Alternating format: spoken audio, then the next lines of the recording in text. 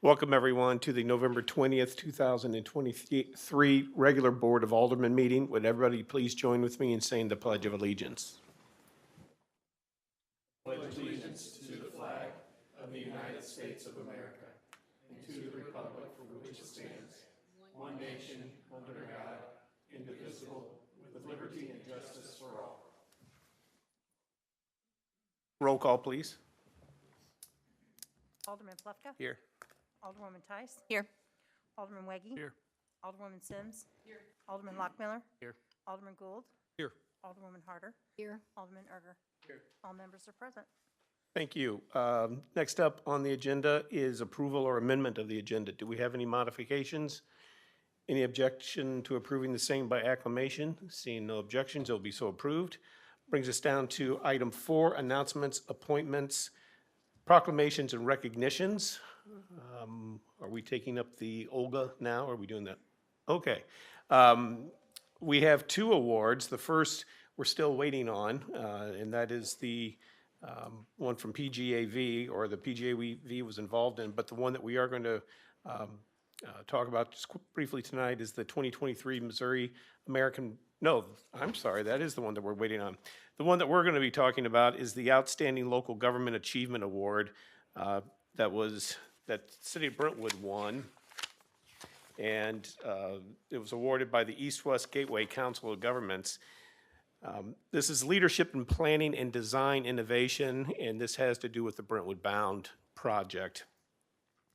City of Brentwood, the mayor and the Board of Aldermen in the city of Brentwood, Missouri, an inner ring suburb in the St. Louis County, spearheaded a plan intended to address multiple community needs in the Manchester Road corridor.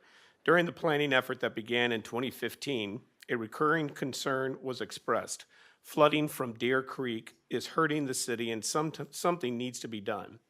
The area south of Manchester Road between Brentwood Boulevard and Hanley Road is a low spot in this watershed where, nearly 30 times in the past 50 years, the creek has overflowed its banks and damaged homes, businesses, roadways, and infrastructure.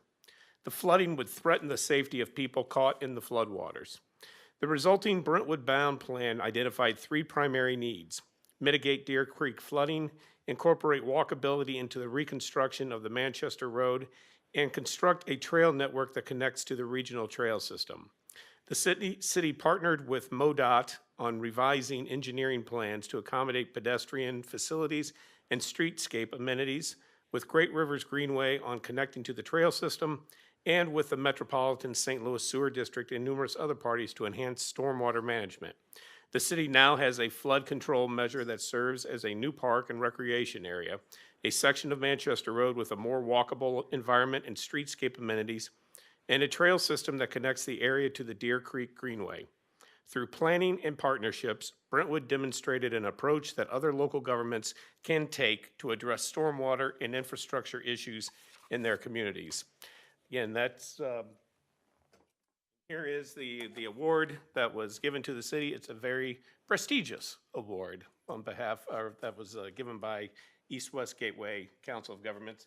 And again, a number of us were able to show up last Wednesday or Thursday, whenever it was, and accept that award. So thank you to the East-West Gateway for that award. Next up is a public hearing. We have 2. First is a public hearing on the fiscal year 2024 proposed budget, fiscal year commencing January 1st, 2024 and concluding December 31st, 2024. And with that, I will gavel open the public hearing to discuss the fiscal year 2024 proposed budget. Anybody in the public care to address the board and speak on this topic? Now is the time to do so. We will close the public hearing on that item and move on to the second public hearing, and that is for a comprehensive sign plan for 9019 Manchester Road. I will gavel open the public hearing for that matter. Anybody care to address the board? Now is the time to do so. Good evening, Whitney Kelly on behalf of the City of Brentwood. The Planning and Zoning Commission recommended approval of the comprehensive sign plan for Jean Dell Publishing at 9019 Manchester Road. The original application was to have the sign set at 5 feet from the property line. However, the Planning and Zoning Commission is recommending that it be 8.5 feet from the property line and 5 feet from the sidewalk. Okay, And the applicant's here if you have any questions. do we have any questions? What about landscaping? Landscaping is included as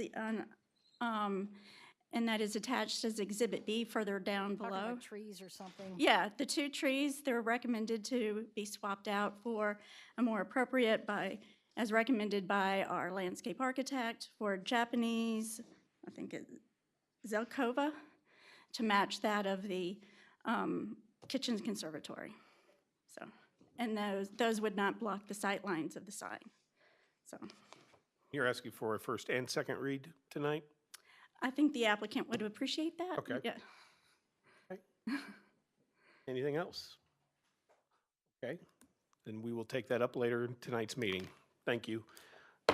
Now we'll gavel close the public hearing section of the meeting and move on to item 6, which is the city administrator report, I believe. I'm sorry, I've just lost my, my screen here, so I'm going by memory. Citizen comments. Anybody in the public care to address the board? Now is the time to do so. You will be given up to 3 minutes. All we ask is that you come to the podium, state your name and address. Andy Leahy, 2833 Manderley Drive. To the board and your honor, you are coming up on 8 weeks since you all received a petition addressing the vacating of a pathway. Last meeting 2 weeks ago, we requested that we at least get some idea of a timeline from the city on what you all will or will not do with that petition. And we have heard absolutely nothing. We're hoping that since we took the time to put it in a formal document and give it to you all, that at least the city would show the same courtesy to respond to the petitioners, please. Thank Okay. you. Thank you. Anybody else?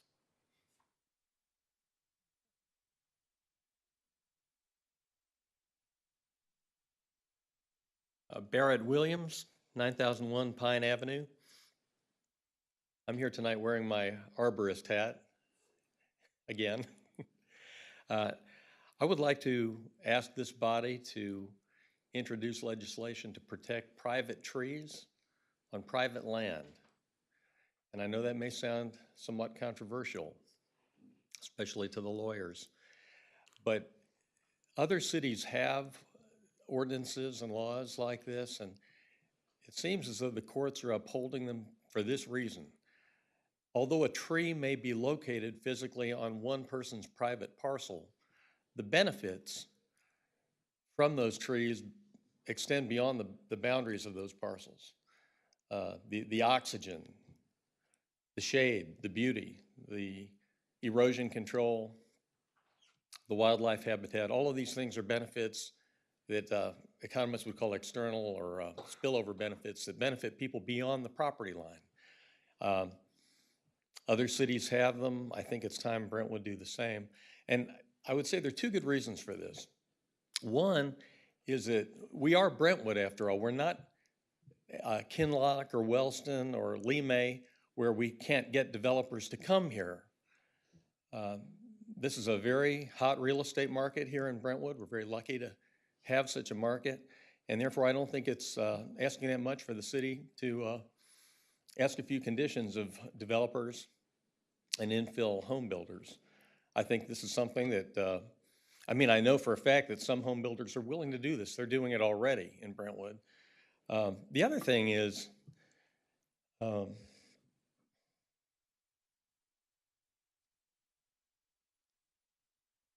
lost my train of thought. The other reason to do this, in addition to the fact that I think we can get away with it in Brentwood because so many developers do want to build here, I think the other important reason is global warming, climate change. You know, one of the easiest and cheapest things we can do to try to combat global warming is to plant trees. And what's even easier and cheaper than planting new trees is to just save the ones we've got.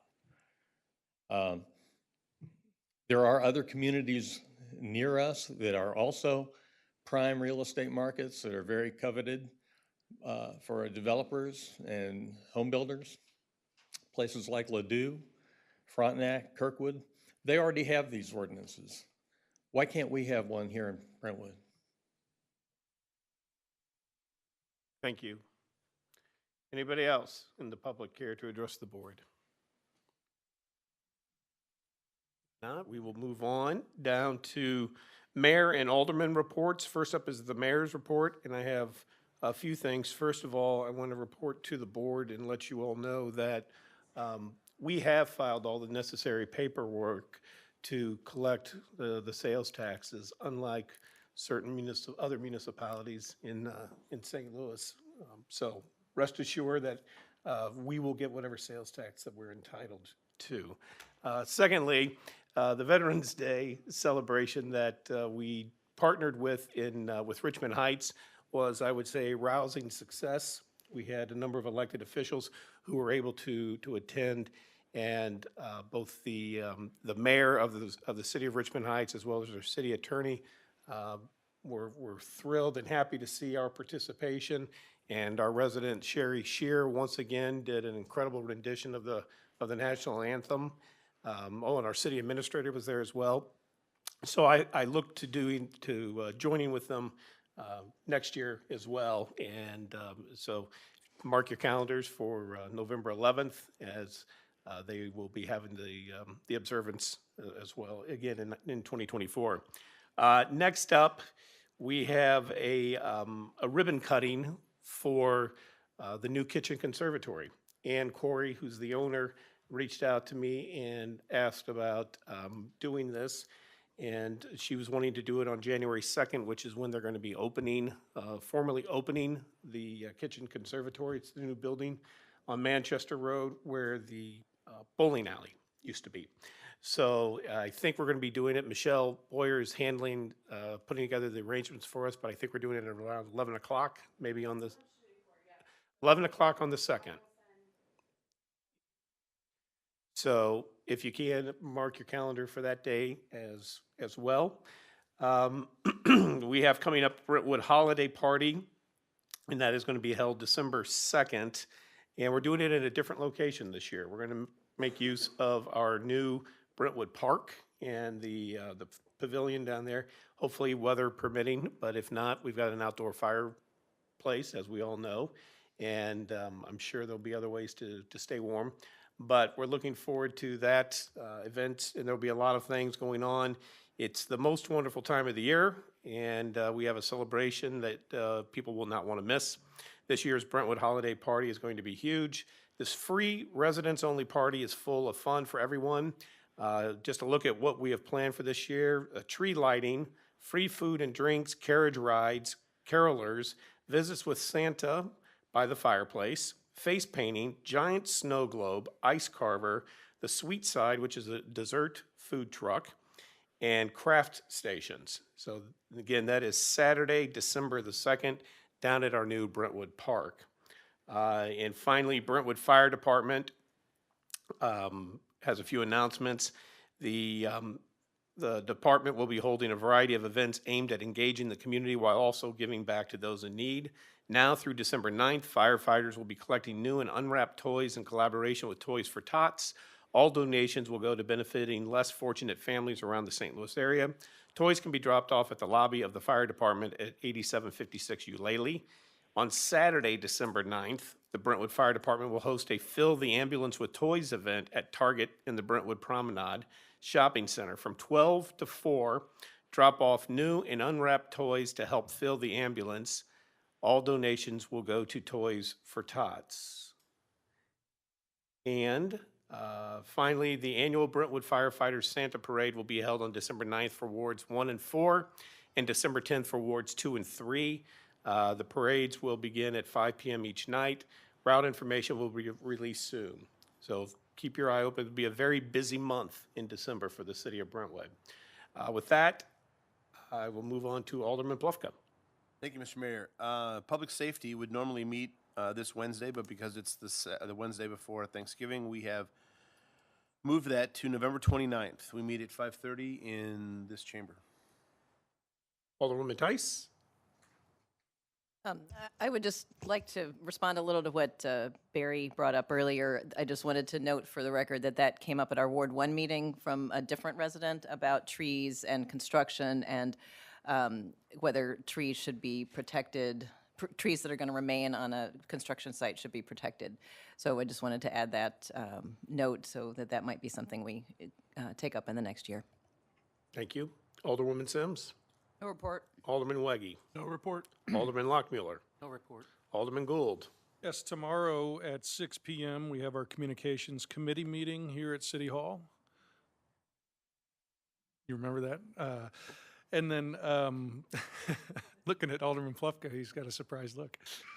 And then next Tuesday is our final Ward 3 meeting of 2023. We're going to be meeting at 6:30 at not at City Hall, at the Rec Center.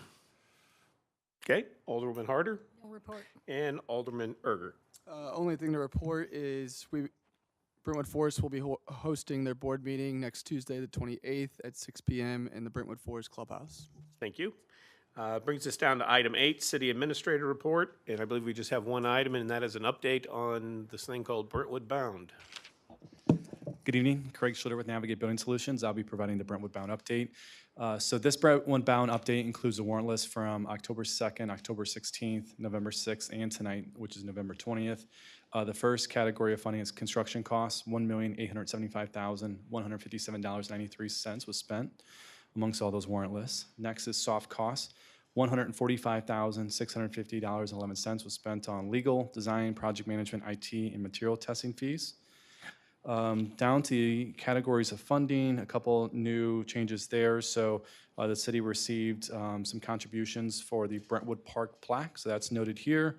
And then the Russell Trail piece of the GRG connector. The Russell Trail has always been funded by other city sources, so that's now being reflected here just to show that that contractor is being paid primarily from Brentwood Bound and grants, but there is a little piece of the city funding that's helping with that project as well. Okay, any questions for Craig? Craig, thank you. Brings us down to the consent agenda. We have 3 items. Do we have any questions about any of those items or any requests to remove any of those items from the consent agenda? If not, the chair would entertain a motion to approve the consent agenda.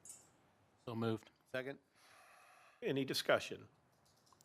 Roll call, please. Alderman Plufka? Yes. Alderwoman Tice? Yes. Alderman Weggie? Yes. Alderwoman Sims? Yes. Alderman Lockmiller? Yes. Alderman Gould? Yes. Alderwoman Harder? Yes. Alderman Erger? Yes. Motion carries. Great, 5 thank votes, you. 0. And we will now drop down to old business. Item 10, we have one item, and that is bill number 6477. Can we get a second read by title only, please, Mr. City Attorney? Bill number 6477, second reading and consideration for adoption, an ordinance providing for the adoption of the Third Amendment to the Fifth Amended and Restated Police and Firefighters Pension Plan, providing for the repeal of all conflicting ordinances and providing for the effective date of this ordinance. All right. Yes. AJ Stoll with Econ Benefits has updated information that he also shared at the pension board meeting this past week. So if you could just go over that one more time. Yeah, for the AJ, if you board. could come down to the podium and just give us a summary of what it was that you provided to us on the pension board. Absolutely. So upon request, I reviewed a subset of peer groups in the area and provided a summary of various plan provisions, including early retirement eligibility and COLA information. So I provided that all via Excel for your review. I think at a high level, the peer groups that were reviewed generally provide for early retirement as early as age 50 versus the Brentwood's provisions, which don't allow retirement until age 55, as well as providing COLA benefits to all of the participants, regardless of service. Most of the peer groups that were in this group were in loggers, and so they all have consistent provisions with each other compared to Brentwood's provisions, which in order to get the COLA, you have to serve 20 years and retire from service after age 55.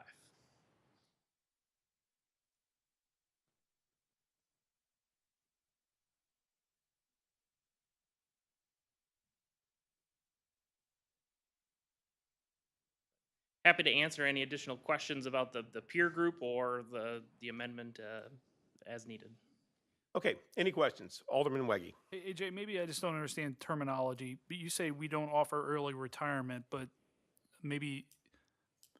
we do, right? I mean, people can retire earlier than 55 and be fully vested in the pension. Is that just a terminology thing? Yeah, I think that is a good point. So terminology, when I think of retirement, I think of commencing their benefit, their pension benefit. So people cannot commence their pension benefit until age 55. You may consider retiring, stopping working, and so that could be a nomenclature difference there. But participants cannot start their pension benefits until age 55. Compared to some of the other peer groups, which could start at an earlier date at a potentially reduced level. But employees are, just to clarify, fully vested in the pension after 20 years, independent of age. They just cannot commence receiving it until 55, correct? And the vesting, I could confirm, the vesting is not necessarily 20 years. Let me confirm vesting. So you need 10 years of service. And 55 or 20 years of younger. In order to be fully vested, correct. Okay.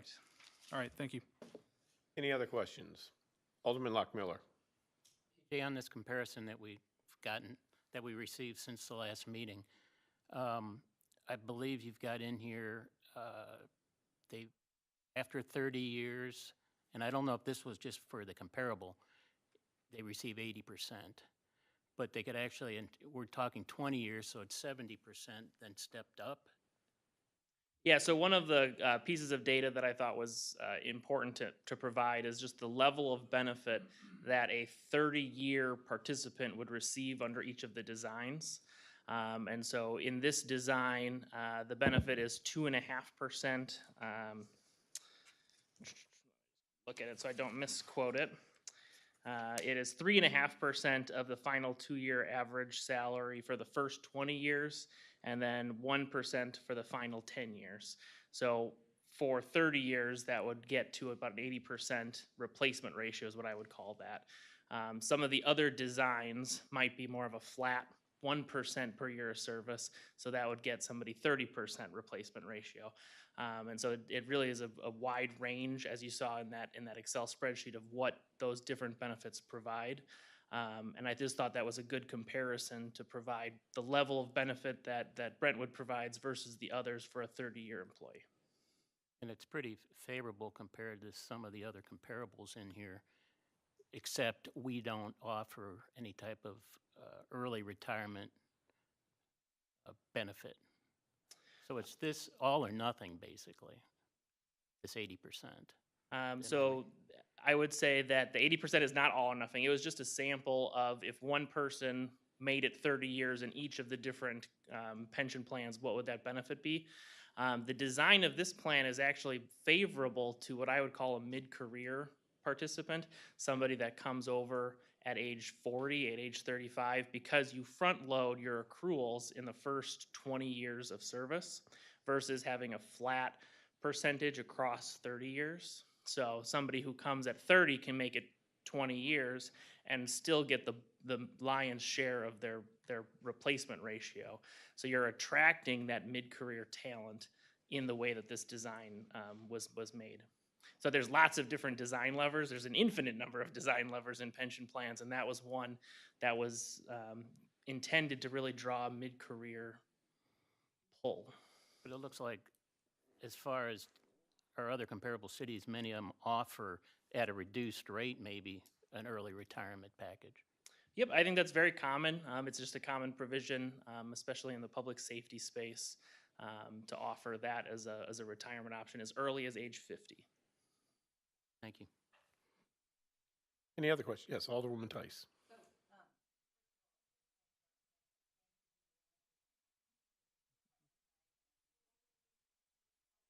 Thank you.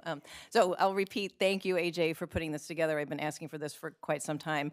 I hate that we got it between the first and second read of a bill like this, because I think obviously we all have a lot of questions that we didn't have last week because of this. So I wish we had it earlier. So I have a question about this, the early retirement in the other municipalities. So they, it seems like in most every other municipality allows an early retirement at age 50, but along with that is a reduction in the benefit. Am I understanding that correctly? Yeah, that's correct. And then I laid out in that spreadsheet the terms, because there are lots, again, design levers of what that reduction could look like. Most of those I would call subsidized early retirement factors, where they're better than what I would call actuarial equivalents. So people that are retiring earlier get a slightly better benefit if they live to the expected age that our mortality tables would project them to. So I guess having this information you gave and thinking about the proposal that's before us, it seems like the other municipality models where you're able to retire at 50 and start collecting the pension, even if it's a reduced rate, in my mind, that seems to be solving the problem that we originally were told that this was for, which was for people who were burned out. You just couldn't do it anymore. And if that person has 20 years of experience and they leave at 48 because they just can't do it anymore, but they're not on disability, there's no, like, you don't get your pension till 55. So if we're trying to solve the problem for people who are just can't, I mean, I couldn't do what you all do ever.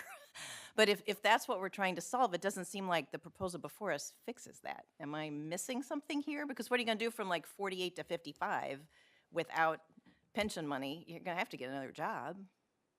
Am I like...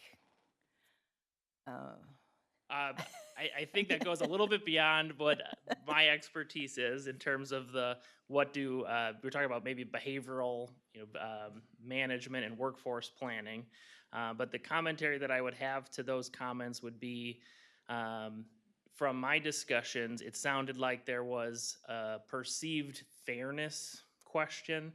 Somebody who starts with the city at 25 and earns 25 years of service was getting a different benefit than somebody who starts at 35 and makes it 20 years and is able to retire at 55.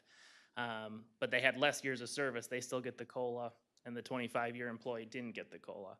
And so my comments to that would be in design of defined benefit plans, it's equal and fair in everyone knows the rules, but it's not necessarily equal and fair in payout.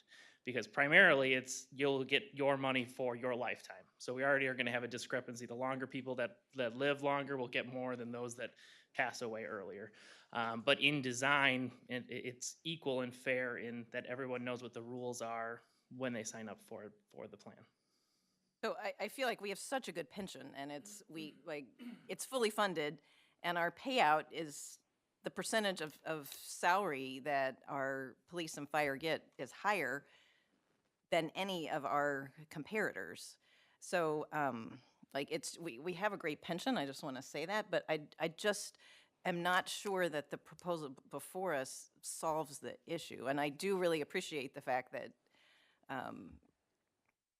you might burn out, but I just don't think, I don't know what people are going to do if you leave and you can't collect the pension until 55. Alderman Plufka.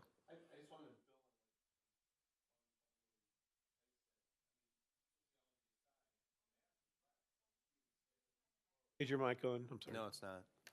Nobody's ever said to speak louder.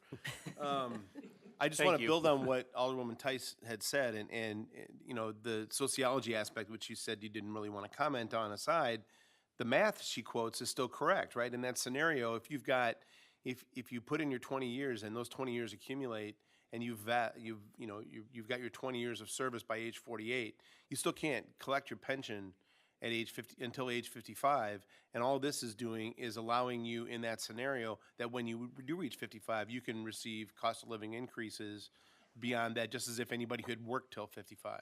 That's So correct. the only difference is that gap, and the point I think she's trying to make, and I'm not, I have the exact same concerns, is that it seemed to me that this first came to us on the idea that there was this burnout factor connected with service to either police or fire, and that we need to pay attention to what those officers in their 40s and early 50s, not quite at 55, we need to give them an option other than forcing them to stick it out or to do something else, maybe to the detriment of the city, and to give them a humane option or a fair option that would treat them the same as folks that officers that worked until age 55.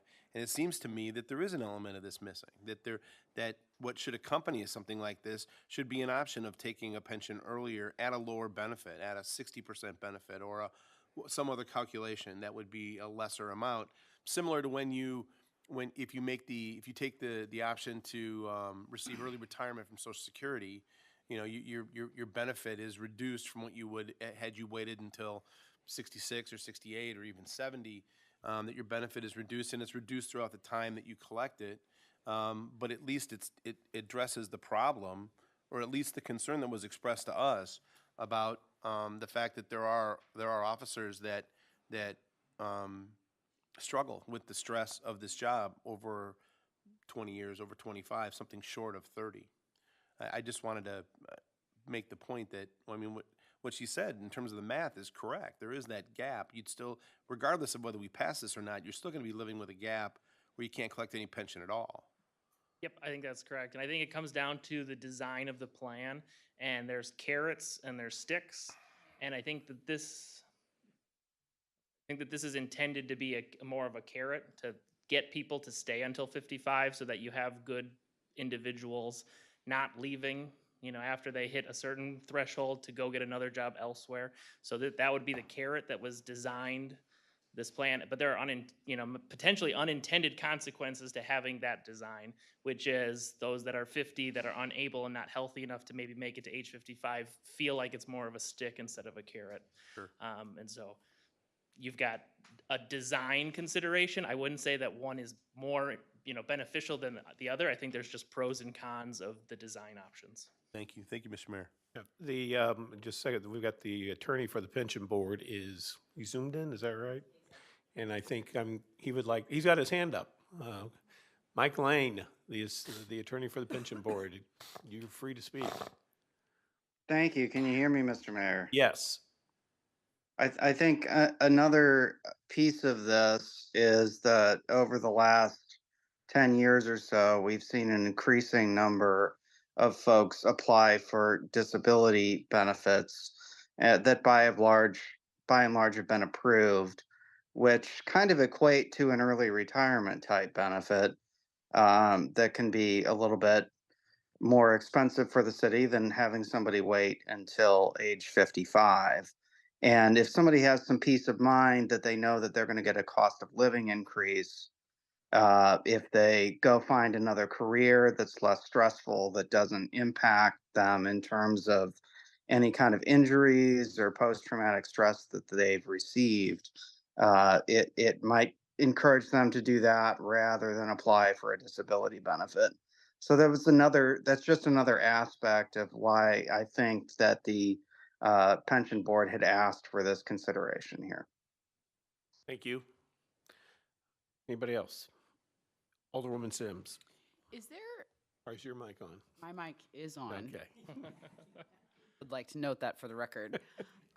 Is there any way to, or any information that exists or a way to obtain it that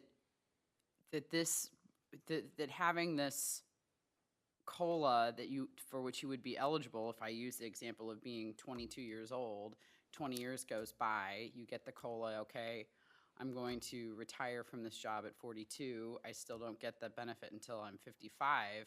I'm just not sure if that's going to be a meter to get 2% of your benefit when you're, whatever that may be at age 55, that would move the meter one way or the other to retire. I mean, that to me would be, I mean, 40-ish. That is a theoretical, I'm probably gonna work till I die, but like, that is a theoretical thing for me in my, I mean, I have an entirely different job. But the idea that, oh, you know, I better not, you know, the idea that we're gonna encourage all of these employees to leave, maybe they're burned out, maybe they're not, but a 2% swing, I just, is there a way to understand? That seems like speculation.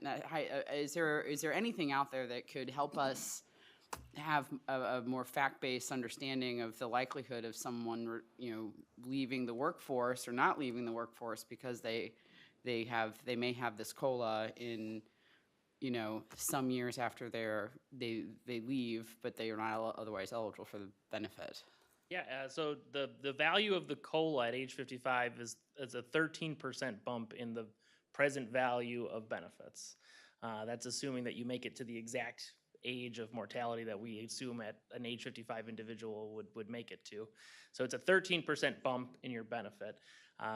When we did our cost analysis, I think it was 2 years ago, we provided some hypothetical samples. And I think this is where we get into different situations will make the results skew one way or the other. So the younger that you retire, that is going to be giving up more salary improvement. And the way that the pension benefits work is it's a salary related plan. And so you gain the most in the value of your accrued benefit at the end of your career because the salary increases are applied over your entire career. So those 2%, 3% increases at the last 2 years are very leveraged in terms of the value they provide to your pension benefit. You offset for some of it because you front load benefits in the first 20 years versus the last 10 years of an individual's career. But nonetheless, we ran some scenarios in that cost analysis to show what the savings was to the city of Brentwood for somebody that would leave at, say, age 50 instead of 55. And so there is a cost of 13% to provide the COLA to somebody who would not be eligible, but there was an offsetting savings that was much larger to the plan in scenarios where they had a standard increase in compensation over those 5 years because of the loss in benefit. So we were able to kind of show in hypothetical scenarios what those dollar values were, and it all depends on, you know, how early are you leaving to see what the savings difference is? What's your actual pay increase during that period to show what the savings to the plan would be if you stayed versus if you left and still got the COLA eligibility. So is there any anecdotal evidence out there of here's a municipality that is gone the way that's being proposed and they saw a 10% retirement rate or a retention, you know, one way or the other, that it just, I mean, something that can, I mean, I understand the models and the actual, I mean, I don't actually understand. I mean, I understand it's theoretical, but I mean, has anyone ever polled any, I mean, just to have actual data to analyze that when they had this in place, they saw a retention of X% as a result? Is there anything like out there that, any kind of study that exists in that regard? Yeah, I don't have anything that I can point to show whether or not you passing this amendment will influence retirement decisions of participants. Is there anything generally about having this kind of model in place, you know, keeps, you know, you saw a higher retention rate as opposed to others from other municipalities just by looking at their... What we could point to are Loggers has a retirement assumption that goes down to age 50. And it highlights that between ages 50 and 55, the retirement rate is fairly low. At age 55, there's a spike in retirements when people meet that normal retirement age. So it doesn't necessarily indicate that there's a large incentive to go as early as age 50 for those that have the ability to go early at age 50. And can you talk about just generally in broad strokes, like what is the overall additional cost to us if we do this? Yeah, so right now Brentwood budgets for everybody to have the COLA. So there's that 13% benefit is already built into the budget. So we assume everybody will get to age 55 and retire. The savings and cost of the plan is if somebody was to terminate from active status before age 55, you would have a savings of 13% of that participant's benefit. So in the actuarial valuation, we would have a gain. So your liabilities didn't grow by as much as we expected in that year. You would be eliminating potential future gains by passing this amendment. However, we go into multiversal theory because you're also eliminating cost of individuals staying past age 50 that you are now eliminating, and it's more expensive for them to stay than for them to go and get the 13% additional COLA benefit. And then you got to go a couple of layers deeper because now you have to hire new entrants that are going to come in at anywhere from age 25 to 35. The younger, hires are going to be slightly cheaper for the plan than somebody that you hire at age 35.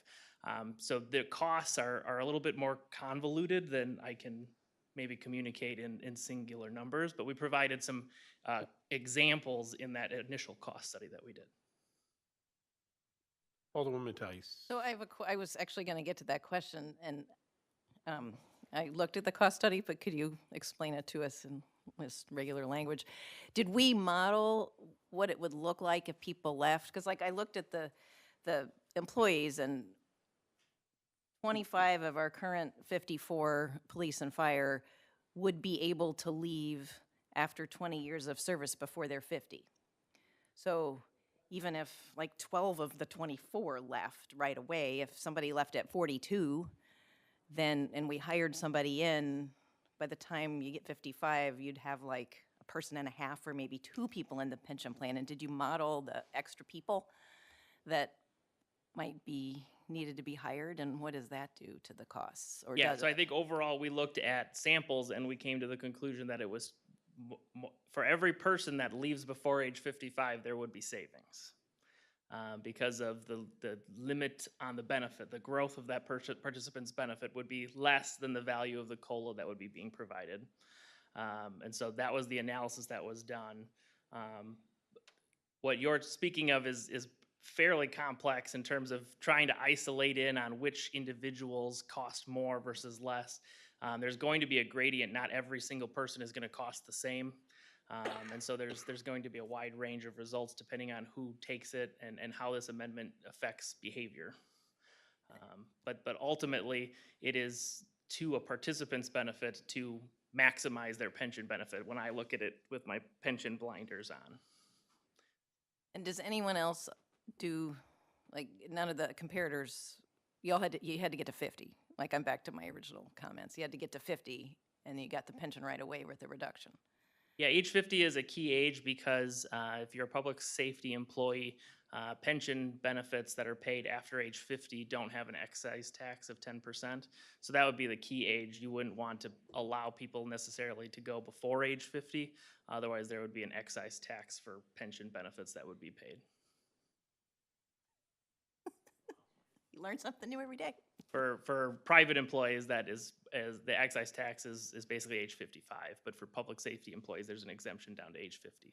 Can you walk through that again? I'm an unwilling teenager that doesn't want to listen to you. That is not something I've heard before, but I want to understand it. Sure. So there's a 10% excise tax if you commence any pension payments before age 55 for hypothetically, employers. I am 50, and I'm eligible. Otherwise, not applicable here. And if I take that, is that similar to an early withdrawal from a 401k that you'll get exactly this penalty? Yeah, Okay. for a withdrawal from a 401k, that would be age 59 and a half.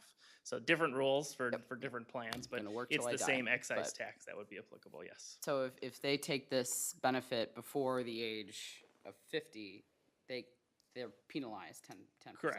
Correct, which is why you don't see many plans that offer anything below age 50 or age 55 for non-public safety employees. Who pays that excise tax? Is it the employee or the employer? The participant, the employee, would pay. Does the excise commissioner collect that? It would be a federal It's a tax. joke, sorry. Thank you, Deputy Excise Commissioner. It's appreciated. Any other questions? Yes, Alderman Gould. I thought it was interesting that some of our comparators, Chesterfield, De Pere, Kirkwood, are on a defined contribution plan. Was that something that they migrated from a traditional pension to a defined contribution plan? Or, it seems to be maybe in line with what you see in some of the private sector and how that has become a little bit better for both parties in some cases. So I'm just curious on if you know anything about their defined contribution plans versus I don't pensions. know anything in particular about those defined contribution plans. I believe that one of them has attempted to move to JPERS unsuccessfully in the past year or two. There have been several other fire districts in the St. Louis area that have had defined contribution plans and have taken the assets out and made them into defined benefit plans. There have been several plans that have gone the opposite way, where they've gone defined benefit into defined contribution. There's really no perfect design. There's pros and cons to every design. I think that in a defined benefit world, there are that's generally the most tax efficient way of going about setting up for retirement. However, the risks lay heavily on the city's shoulders. So you're removing risk from a participant's shoulders and putting it on the city's shoulders, and the financial burden becomes the question of who wants to bear the investment risk, the longevity risk, but somebody has to bear it, either the participant or the employer. It's generally a single sum game. You're putting the same dollars into the plan, and they're growing with investment return. But they're allocated slightly differently. So in a pension plan, they're allocated more towards people that live longer. In a defined contribution plan, they're allocated maybe on a more pro rata basis Aggressive, based on yeah. compensation. So. Yeah, I mean, I think there, as we have talked about this and looked at this, there's a lot of complexities, and we do a compensation analysis and go very deep into all of the factors about it, and it seems to me to be really difficult to look at this on its own without all of the other factors when we do those analysis. And so, I kind of feel like this is something that probably should be taken up when we do the compensation study and analysis rather than just on its own ordinance. But that's my opinion. Okay, anyone else? If not, the chair would entertain a motion to perfect Bill number 6477 into ordinance form.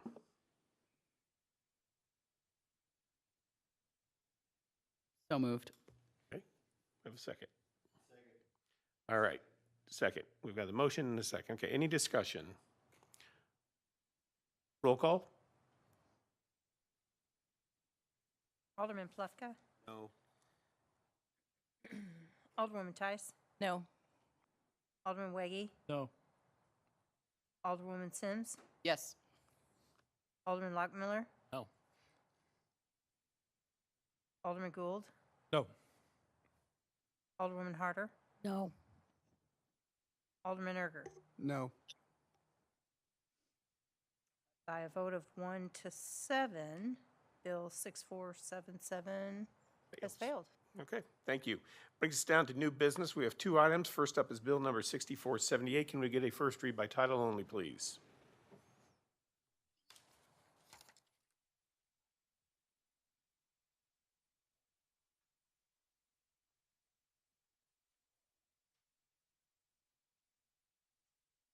Bill number 6478, first reading, an ordinance adopting the annual budget for the city of Brentwood, Missouri for the calendar year 2024 and providing for the effective date of this ordinance. Great, thank you. And anyone presenting on this? Alderwoman Sims? Well, I mean, As Chair of Ways and Means? you want me to read off this presentation?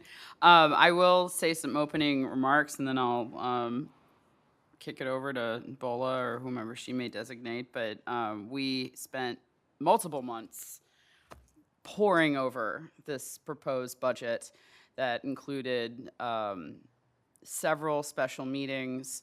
We broke up the subject matters by department.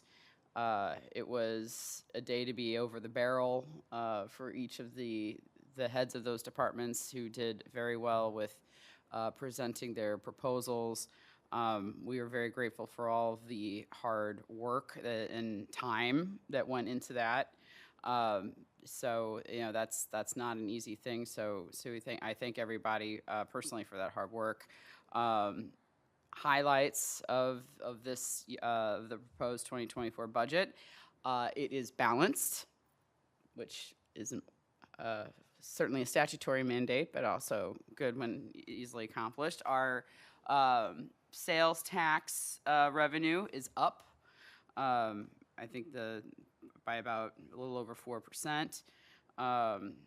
We had 2 tax increment finance districts peel off, the Meridian and Hanley Station. So that's going to help our bottom line, and certainly not only 2024, but going forward. We are able to fund 2 new positions, code enforcement officer and a recreation specialist. We have funding to start completing projects identified in the Stormwater Master Plan. As was alluded to earlier, we are going to be doing a comprehensive update to the compensation and benefits study. So tune into that in the coming months for Ways and Means. I'm just fingers crossed. I'm sure there'll be some special meetings involved on that one, because once a month on the first Thursday is rarely ever enough. We also have funding for development for citywide branding guidelines and the Hanley Industrial Court identity plan. We have funding to complete the Planning and Development Department design guideline, and we have funding to resurface the city's half of McKnight Road. I think it's also very important to note that as pleased as I am at our revenue performance, certainly we are aware of potential cutbacks that may be a result of the state assembly's passages of certain laws. I think we are being very good stewards of this money in that even though, you know, our revenues are doing well, we do need to prepare for those unknowns. And so I commend our department heads and BOLA for identifying ways that we can, you know, tighten the belt, be conservative with our expenditures. You know, how can we safely and appropriately defer some expenditures? And that was no small task, but we still, you know, we have a balanced budget that is consistent with our fund balance policy. And so I'm pleased with the process and the proposed budget we have before us. Those were my comments, so. I have a question for Alderwoman Sims, or for anybody, actually, whether it's Michelle or our city administrator. Brendan Weggie did it. He did it.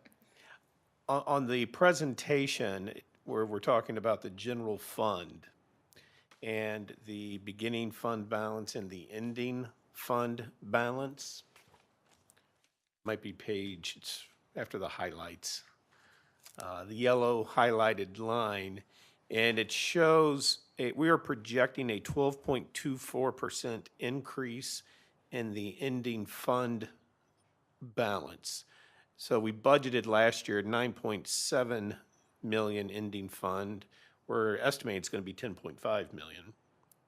But now we're also budgeting for 2024 a ending fund balance at $10.9 million. It's a fairly significant increase, 12%. I'm just wondering if we have, is that increase in sales tax revenue or any idea what accounts for that 12% increase? It's a combination of factors. Would you like to come I mean, it's good news. Don't get me wrong. I'm not complaining. It is a combination number of factors. The easiest way to look at it is revenue increase about $500,000 over what we budgeted for. A chunk of that was the police seizure fund, about $225,000 that came in. And then if you look, we're a little bit of $100,000 less in expenditures too. Okay. So some of that personnel savings, some of that in other areas. And then take that with the what we budgeted for next year, which is about $400,000 net bottom line, gives you that 10.9. Okay, okay. And I brought out, just for the board's sake, I asked our city administrator and our Director of Finance, about the amount that the St. Louis County is claiming they still owe, or we owe them. If you remember, I think at one point, I can't remember what the numbers were, 7 million or something like that, and we voluntarily remitted 5.6 million, I think, immediately back to the county, and all that money went into the hands of the municipalities that were shorted. And that was the reason I said, let's get moving on this immediately. The remaining amount of money is money that the county says belongs to them and only to them or it. And I was just curious where that is reflected in our budget. And I think it's in the fund balance. Is that right? So depending on, yeah, it could be 1.3, 1.6 million in the fund balance, I think, is what the county is claiming. Is that fair to say? 1.3, yes. 1.3. So just so you know, that's where that, yeah, Alderman Plufka. Funny thing that you mentioned the fund balance and that Alderwoman Sims mentions the compensation plan. I have a motion to make with regard to our budget, specifically referring to line item 6210 on page 85, which indicates that there's $45,000 set aside for, among other things, compensation evaluation or compensation review analysis, I guess. Wait a minute, can I interrupt you here, just so we understand, what page of the budget? I thought it was page 85, it was line 6210, and it's a $45,000, and it is described as a general, what? Is that in the book or is that in the, It's from the book, I didn't look on it online. 5. Line, it was item 6210. No, it's page 85. 80, okay. oh, 6210, right. Yeah, miscellaneous contractual. Right. I'm sorry, yeah. Under that miscellaneous contractual Yeah. Category, you've got $45,000 set aside for, among other things, compensation analysis, you say. It's described in the paragraph that describes the section. That's not my 6210. That's not mine either. It's page Mine says 83. ADA conclusion coordinator. In the hard copy, it's page 83. Ah, yes, 83 in the book. Top of the page, top paragraph, miscellaneous contractual. Digital and hard copy, two different. Different? Okay, sorry about that. I No just problem. looked at the hard copy. Okay, so go ahead, I'm sorry. So, and I'd like the board to indulge me just for a minute, because I'm gonna talk for just a minute about compensation in general. In 2015, when I first became an alderman, this board adopted for the first time in the city's history a compensation philosophy.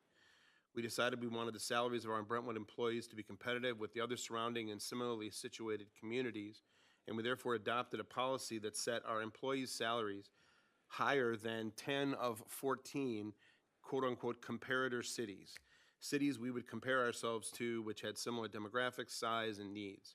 That put us in the 75th percentile among those comparator cities, and we felt that that philosophy would allow us to attract and compete for the best employees in every category. We agreed to practice this philosophy by the use of a formula developed by a compensation consultant. We agreed to reevaluate every 2 years and adjust our pay scales to meet the 75th percentile. And then 4 years later, in 2019, we altered that philosophy to place our police and fire employees at higher than all but one of our competitors, putting them in the 95th percentile. It was a very spirited debate, and there was a lot of opinions expressed on both sides, but we did adopt that philosophy of 75% for our regular employees, and for our safety employees, 95%. So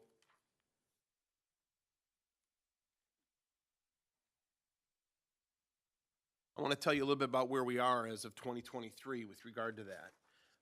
What got me started on this was this article from November 1st in the Post-Dispatch, which took the top 10 communities and what they spend on their city employees. And I thought, since we were in the 75th percentile at least, and the 95th percentile as it pertains to fire and police, we'd find ourselves in that top 10, and we obviously were not. By the way, the comparator cities that were chosen and are continued are Baldwin, Kirkwood, Chesterfield, Ladue, Clayton, Maplewood, Creve Coeur, Maryland Heights, De Pere, Richmond Heights, Ellisville, Town and Country, Frontenac, and Webster Groves. All 14 of those communities have municipal police departments, and we compare ourselves on our municipal police department with those communities with regard to compensation. We can't do it with regard to fire because a number of these communities, I think it's about half, actually are protected by a fire protection district, and we've decided that those are apples to oranges, and therefore the comparator cities for the purposes of fire are probably 7 of those communities, not all 14. So let me just give you really quick. It's hard to compare a lot of this because sometimes it is apples to oranges, city to city. But if you look at starting salaries for police and fire and maximum salaries, we cap out at a 7-step plan in all categories of our police department employees and our fire department employees. Starting salaries, let's talk about the police first. Every one of those comparator cities, with the exceptions of Chesterfield, Ellisville, Town and Country, and Webster Groves, offer more money than Brentwood does to start police officers. And in the case of Frontenac and Clayton, they offer $8,000 to $9,000 more than what we're offering to start our police officers. We are the 5th lowest starting salary. We are in the 28th percentile in that category. As far as max category, as far as max concerns, max payment concerns, we are in front of only Baldwin, Chesterfield, and Ellisville, putting us as 4th out of 14, putting us in the 21st percentile. And the disparity there is equally high, $7,000 and $8,000 and even $9,000 in some categories. If you look over at the fire department, the disparity is not as bad in terms of dollars per individual employee, but the disparity is far more widespread. Our firefighter paramedics, who we only hire firefighter paramedics, we're like a lot of other communities in that way. Only Webster Groves pays less to start firefighters than we do. We're in the 7th percentile in that category as it sits right now. And as far as the maximum, only Clayton and Kirkwood max out at a lower amount than Brentwood. And the maximum difference on average among the remaining 12 communities is, by my calculation, is about $5,000. And I got a lot of this information, and I've got it here. I'm not asking anybody to trust me about it. I'm not asking anybody to take my word for it or anything else. But there was also an article in the Post-Dispatch relatively recently, more recently than November 1st, in which the city of Atlanta is now coming to St. Louis specifically with the idea of poaching police officers back to their community. They're looking to come and hire away police officers from this entire region down to the city of Atlanta. The competition for firefighters and police officers is getting more and more heated, and there is an urgency here. We are not abiding by the philosophy we have adopted and say that we believe in, and therefore this is the motion that I make. Regarding that section in the budget, 6210, that line, I would like, instead of waiting until 2024, I would like to immediately make a motion that we immediately instruct staff to issue an RFQ for a compensation consultant as to all employees' salaries to determine where we are in relation to our philosophies. Once a consultant is chosen, we hear their presentation on an expedited basis, make immediate changes to the budget to accomplish their recommendations on how to get back to the 95th and 75th percentile, and retroactively apply those changes to January 1st of 2024. That's my motion. I'll second it. Thank you. Any discussion? Is that going to be an amendment to the 2023 budget then? It'll be amendment to the 2024 budget because it won't go back before January 1st of 2024. But so if it's already in the budget, how is that an amendment? How is that an amendment? Oh, you mean with regard to the compensation consultant? Right. Yeah. Yes, it would be an amendment. I agree with It would what be you're amendment saying, from that but standpoint. I misunderstood what you asked. I thought you were asking as to the potential changes in salary. No, as to the cost of whatever portion of $45,000 is earmarked toward the compensation consultant, yes, it would represent a budget change for this year, 2023, yes. I'm on page with moving this along, but you want the 45 to come out of the 2023 budget so we get it rolling between now and the end of the year. Absolutely right. Whatever it is of 45. Whatever the portion of 45. Yeah, no more than 45. It's timeline-wise, as I understand the motion, is to get moving on this now and to make a budget adjustment to 2023 to fund that RFQ now as opposed to waiting sometime in 2024. Is that fair to say? That would be. Okay. So we got a motion and a second on that. Alderman Gould. I mean, what are the costs associated with issuing an RFQ? It seems to me because the response to the RFQ probably won't be until 2024. This is just setting this as almost a first priority of 2024. Is that, Yeah, instead of starting the process in January or sometime thereafter, I'd like to start it now. okay? So but presumably the costs We wouldn't really act wouldn't on it. impact us until 2024 because question. as you write an RFQ and you wait time for responses, it's going to be in the calendar year of 2024. Yeah, I can't imagine that we'd be acting on any kind of a recommendation until substantially into 2024. Okay, so this would be a fairly, it's not, I just want to make sure I'm clear, because it's not no more than 45,000. It's not going to be 40, I mean, it's going to be staff time essentially writing the RFQ. Right. Okay. So you just want to move it up. Like, Yeah. it's not really an amendment in that, because we are going to spend, there's a line item for it. We There just is, wanna- but not in budget 2023, it's in budget 2024. Okay, so you want this to come out of the 2023 It's a budget? direction to staff. That's what I was to going to get ask, started. because That's it's right. I not mean, really a Because budget. it's not, I mean, to And I say, don't oh, even know it'll what the just portion kick over to is. 24. It's There- either going to come out of the There's no, 2023 budget or there's the no 2024 budget. monetary implication in the 23 budget. Okay, that was my That's kind of what I confusion. was getting at, Yeah. is this is a direction to staff, Right. for not really a change in the budget. Budget, but- correct. So we don't really need an amendment to the 2023 budget. Not yet. It's just Not at this point. and direction not- to staff to, Get going. get going on it. Get going. Okay. Right. Okay, Is that the motion then? that was the motion, Okay. was to do precisely that. And as far as discussion goes, with all due respect to the compensation consultant we have employed to this point, I would hope that we take into account the position we find ourselves in when we're deciding between various consultants as to which one to go with. I would sure love to see us go with somebody different who could lend a new set of eyes to this process. I want to be programmatic about this. I'm not talking about just simply throwing a dart at a board and saying, let's just increase everybody's salary by a few $1,000s. I want to do this in a programmatic way so we don't find ourselves back in this situation in 2 years, 3 years, 4 years, that we figure out how to improve on the first steps we took in 2015, I thought were good ones. Adopting a philosophy for the first time was important. It is important. We just need to find a formula that better expresses that philosophy on a more consistent basis. Would it be possible with the direction, I don't know, in with the mix of the analysis, it would be nice to understand, I voted twice to put the public safety employees in the 95th percentile. How did we find ourselves in this position? Because that's I a good was point. certainly sincere when I voted yes. Yep. If it's just that our comparators decided to increase their salaries and now we're just on the lag, I mean, is that a reason? I don't know. That's the response. But to understand how we found ourselves. That is the here. response. A lot of our comparators rather, during COVID, did not give any kind of increases, merit. Some did COLA because of the ARPA fund, one-time bonuses, hazardous pay. We did not do any of that.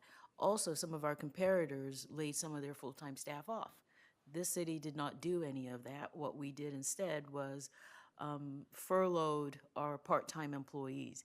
So in the last 2 years, our comparators have now started to do compensation studies and realizing that they are not keeping up with the likes of us. So in this past year, we've seen some of them hire consultants and give upwards of 8 to 10%. We only do our comparator surveys every 2 years. So how do you stay competitive? You do it every quarter, you do it every 6 months, and there is cost implication with that. Amongst our comparators, we also have those that only do it every 4 years. So those are different factors that this board has to have a discussion on when we are developing the RFQ.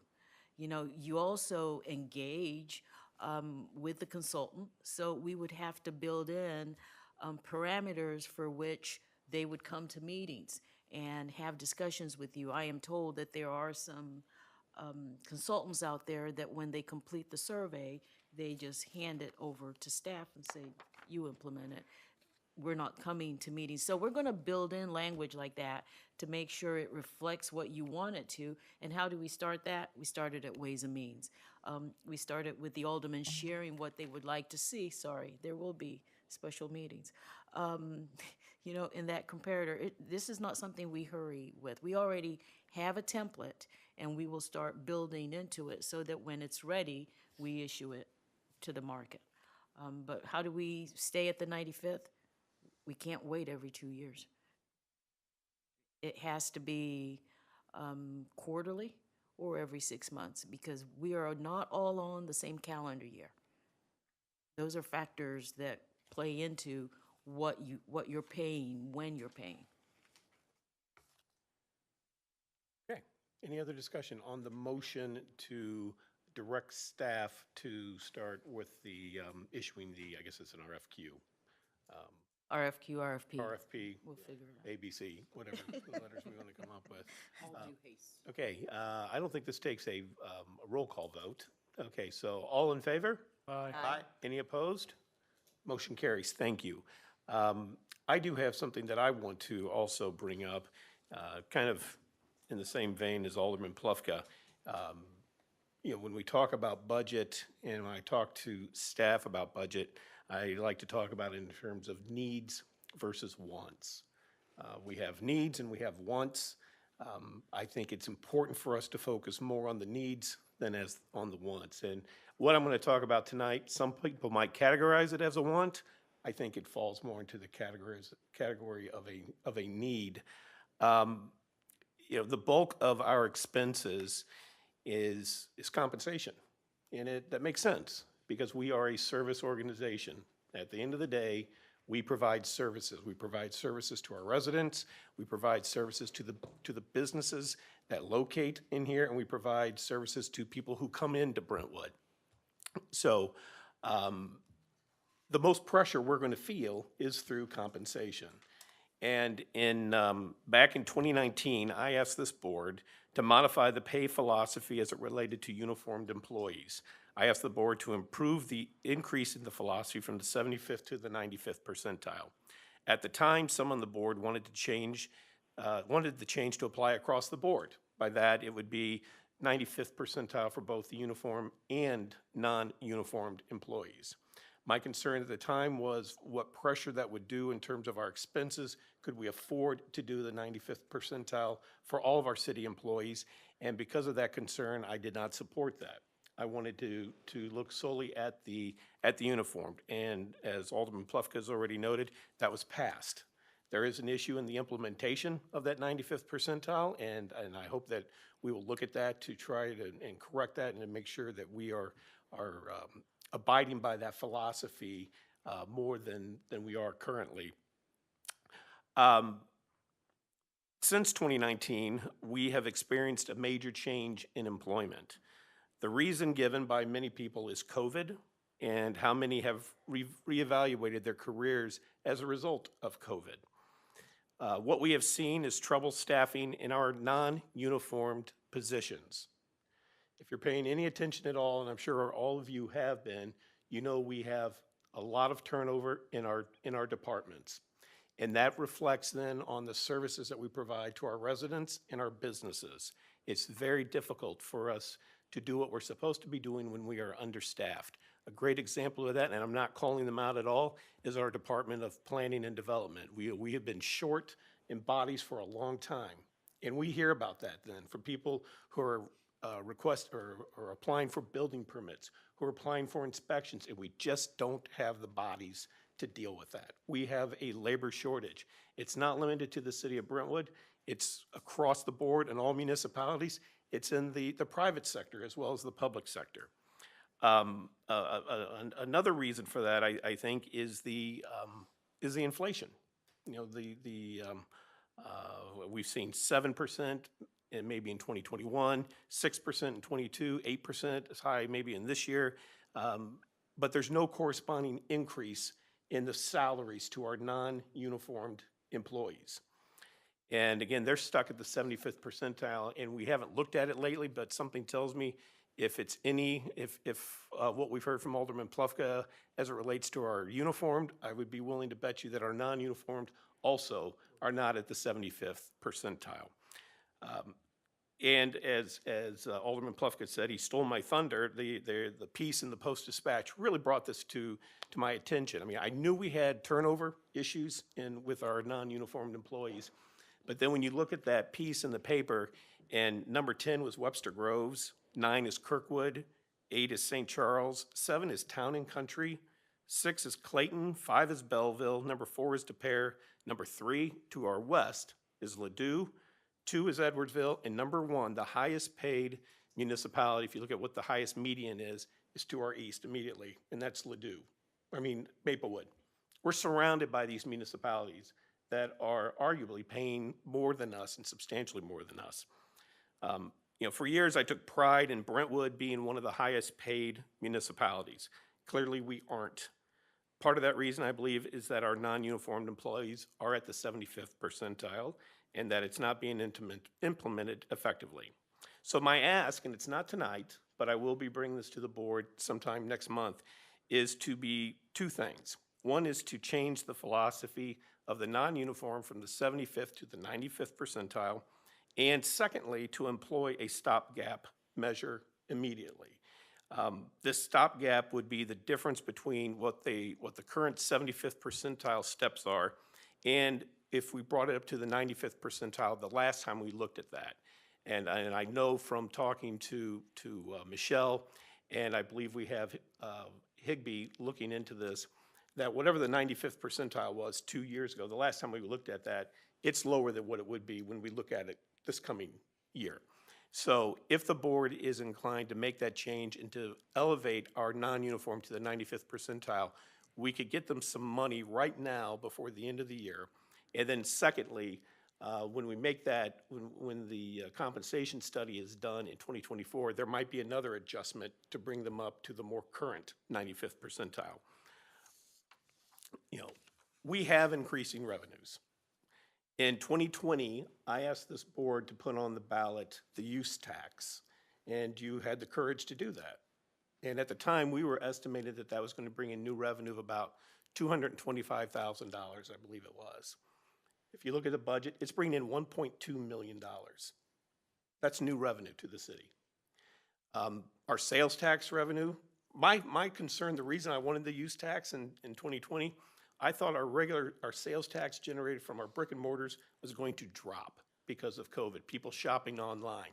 So I said, let's try and capture that loss through a use tax. Well, what we found is we haven't seen a decrease in the sales tax generated from our brick and mortars. So we still are solid on that, and we have $1.2 million in new revenue in our use tax. So we have the means to fund this. If you looked at simply, and I don't know what the figure is right now, and we're working on that, and so I will bring that to you next month. But if you looked at just doing a one-time COLA for the non-uniformed instead of a stopgap like I talked about, I think Eric has ran those numbers, and I think it's $125,000 for a COLA for our non-uniformed employees. Again, we can afford that. We can find that in this year's budget, in 2023. We can make that adjustment and get that money into their hands before the end of the year. So we have the ability to do this. We can afford this increase. I think we should do it. I think because I think it's a need. I'm not sure that we can afford not to do this if we're going to continue to provide the services to our residents and businesses that they expect. So again, I don't ask for anything from you tonight, but just to give you a heads up that next month as we take up this budget, second read, I will be bringing that to you to make that formal request. So that's it for me. Do we have any other questions or discussion on the budget item? Over here. Yes. Yeah, two things. So one in the presentation, so we talk about 2 additional personnel locations, but we also are adding a half-time permit technician, and maybe that doesn't classify as, because it's part-time. And I just want to point that out because I think that is a really good move, right? Mayor Dimmitt talks about we have been struggling in permitting and inspections, and one of the feedbacks I hear a lot is that MyGov is hard to use, especially for somebody who doesn't do a lot of business, for an electrician or a plumber who doesn't work in Brentwood frequently. It's it's different than, other cities. And so the intent of this person would really be customer service, right? I like how Webster has it. They have a phone number that goes directly to somebody that can help with that scheduling, really be customer service on that. And so I'm excited about that, and I think that will alleviate some of those things as well. My second item is last meeting, we had a discussion about looking at what the cost would be, so we make sure that we have the room in the budget if we do make a decision about electric vehicles next year. I know staff is working with Ameren to do some analysis to get some numbers on that, but I'm curious what an update is on that. We will be presenting that at the next meeting. We're finalizing that. We're close. Okay, thank you. Anyone else? Okay, well then we will take the budget up and what I think might be a couple of amendments to the budget at the next Board of Aldermen meeting. That brings us down to the last item under new business, and that is Bill number 6479. Can we get a first read by title only, please? Bill number 6479, first reading, an ordinance granting a comprehensive sign plan approval for property at 9019 Manchester, Gene Dell Printing. Thank you. Does the board have any questions about, any additional questions? If not, you heard the request. There is a request to have a second read on this to get this passed tonight. Can we get a motion? Motion for second reading. Okay, we got a motion for a second reading. We got a second. Any discussion on that? All in favor? Aye. Any opposed? Motion carries. Thank you. Mr. City Attorney, can we get a second read on Bill number 6479, please? Bill number 6479, second reading and consideration for adoption. An ordinance granting comprehensive sign plan approval for the property at 9019 Manchester, Gene Dell Printing. Thank you. Can we get a motion to perfect Bill number 6479 into ordinance form? So moved. Second. Any discussion? Roll call, please. Alderman Plufka? Yes. Alderwoman Tice? Yes. Alderman Weggie? Yes. Alderwoman Sims? Yes. Alderman Lockmiller? Yes. Alderman Gould? Alderwoman Harder? Yes. Alderman Erger? Yes. By a vote of 8-0, Bill 6479 will become ordinance number 5106. Thank you. Thank you. And we, last item up is citizen comments. Anybody in the public care to address the board? Now is the time to do so. You will be given. Did we I'm vote sorry. on the? Oh, did we not? What? Did the second read, right? Oh, we had a motion to perfect. We Oh, that just was voted on perfect. it. Okay. That was just, Good. yeah. All right, we're good. Okay. Went by so Citizen fast. comments. Anybody care to address the board? Now is the time to do so. Thank you, Mayor and Aldermen. If you'll indulge me, I've got one specific idea about saving private trees on private land. And that is this. You and I spoke last Tuesday while the chainsaws were roaring there at the northeast corner of Pine and High School. And you mentioned the setback issue, and I think that's a good one. Where there are city setbacks on private parcels, which as I understand it means that a developer cannot erect a structure in that land, in that setback, for public safety reasons, setback from the public street. Where there's a setback and there happen to be trees in that setback zone, it seems to me that's a good opportunity to save those existing trees. What I would suggest is that the city arborist be asked to come in and look at those trees that are in that setback zone and leave it up to the arborist. It may be that some of those trees are old and declining or dying or dead and they can go out, they can be removed. But if there are some good specimens there, the arborist would have the authority to say to the developer or the home builder, those trees need to remain. Thank you. Thank you, Barry. Anybody else? Okay, we would like to go into closed session, so I need a motion to go into closed session pursuant to RSMO 610.021 subsections 1, 2, 3, and 12. Can we get a motion to that effect? So moved. Second? Any discussion? Roll call, please. Alderman Plufka? Yes. Alderwoman Tice? Yes. Alderman Weggie? Yes. Alderwoman Sims? Yes. Alderman Lockmiller? Yes. Alderman Gould? Yes. Alderwoman Harder? Yes. Alderman Erger? Yes. Motion carries by a vote of 8-0. Great, thank you.